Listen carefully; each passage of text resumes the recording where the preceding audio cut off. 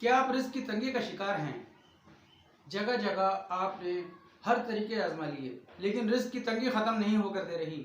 आप इंतहाई तंगदस्ती का शिकार हैं, बेहद मेहनत करते हैं, लेकिन कभी भी मेहनत का वो सिला नहीं मिल पाता जो आपको चाहिए, यानी जिससे आप इज़्ज़त के साथ अपनी ज़िंदगी को बसर कर सकें।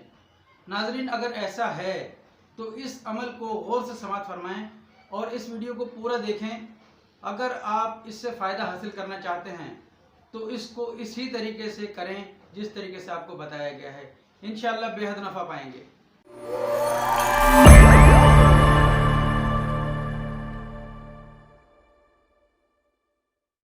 नहमदुहु व नुसल्ली अला रसूलिहिल करीम, अम्मा बाद फ़अऊज़ु बिल्लाहि मिनश शैतानिर रजीम, बिस्मिल्लाहिर रहमानिर रहीम।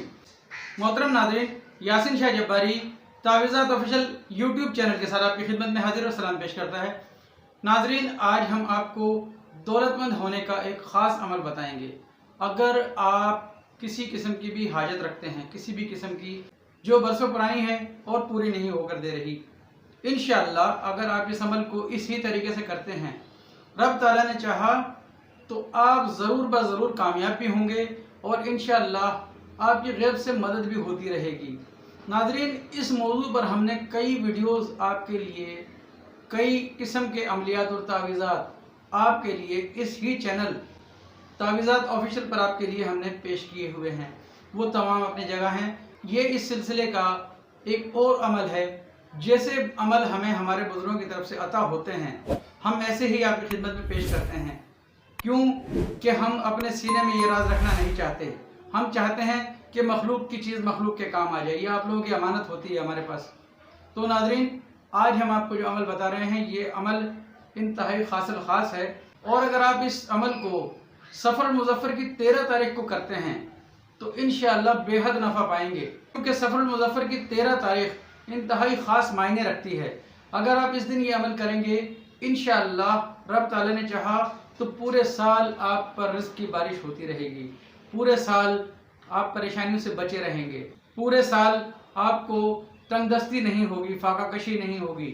अगर आप इस अमल को इस तरीके से करते हैं, सिर्फ एक दिन का अमल है। आपने 12 तारीख और 13 तारीख और 14 तारीख इन 3 दिनों का रोज़ा रखना है, लेकिन ये अमल सिर्फ 13 तारीख को करना है। 12 का रोज़ा रखकर आपने अब जब 13 की सहरी की, 12 का रोज़ा आपने मुकम्मल रख लिया, अब 13 तारीख की सहरी है। सहरी के बाद से आपने इस अमल को शुरू करना है। आपने 7 दाने गंदम के लेने हैं। 7 गंदम के दाने आप लेंगे। 7 गंदम के दाने आप जब लेंगे तो उन 7 दानों को अपने सामने रखेंगे। फजर की नमाज के बाद आपने 7 दाने गंदम के लेने हैं और उन पर 1001 बार दुरूद शरीफ, कोई सी भी मुख्तसर या दुरूद इब्राहिमी, जो भी आप मुनासिब समझते हो, 1001 बार पढ़ेंगे। और 1001 बार आपने सूरह कौसर पढ़नी है। 1001 बार आप सूरह कौसर पढ़ेंगे, इन्ना आतेना कल कौसर। उसके बाद आपने फिर 1001 बार दुरूद इब्राहिमी पढ़नी है।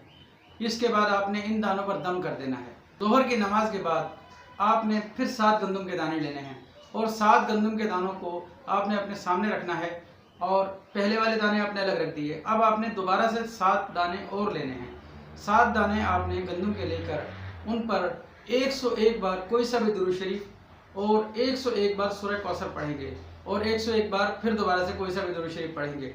आपने इन दानों को उन दानों में मिला देना है। उसके बाद आपने असर की नमाज के बाद भी 101 बार कोई सा भी दुरूद शरीफ और 101 बार सूरह कौसर पढ़नी है और 101 बार दुरूद इब्राहिमी पढ़कर या कोई सी भी दुरूद शरीफ पढ़कर आप दम करके इन 7 दानों को भी उसमें मिला देंगे।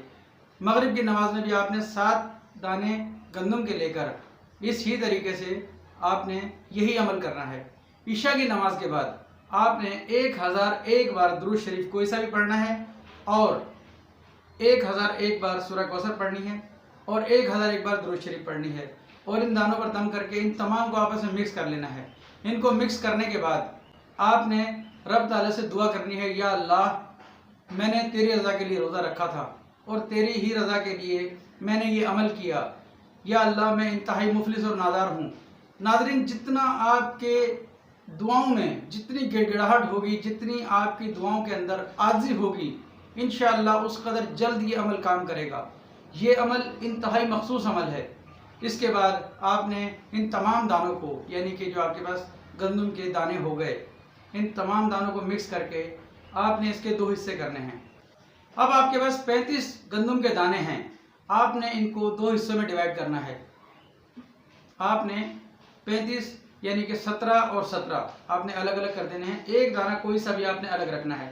17 دانوں کو آپ نے کسی ایسی جگہ ڈالنا ہے جہاں چونٹیاں یا حشرات الارض یعنی کہ چونٹی، چڑیا یا کوئی بھی پرندہ اس کو کھا لے۔ جو آپ کے پاس 17 دانے بچے، 17 دانوں کو آپ نے 2 حصے کرنے ہیں، اس میں سے بھی ایک دانہ بچے گا، اس دانے کو بھی آپ اپنے پاس الگ رکھ لیں گے۔ اب آپ کے پاس 2 دانے الگ آ گئے۔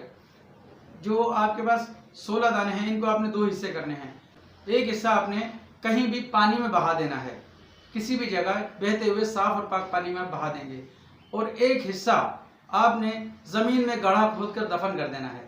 جو 2 دانے آپ کے پاس بچے ان 2 دانوں کو آپ نے پیس کر اپنے آٹے کے ڈبے میں جو آپ جس سے روٹی پکاتے ہیں گندم اس کے ڈبے میں آپ نے پیس کر ان 2 دانوں کو مکس کر کے آپ نے اس کے اندر مکس کر دینا ہے اور اسی آٹے کو استعمال کرنا ہے۔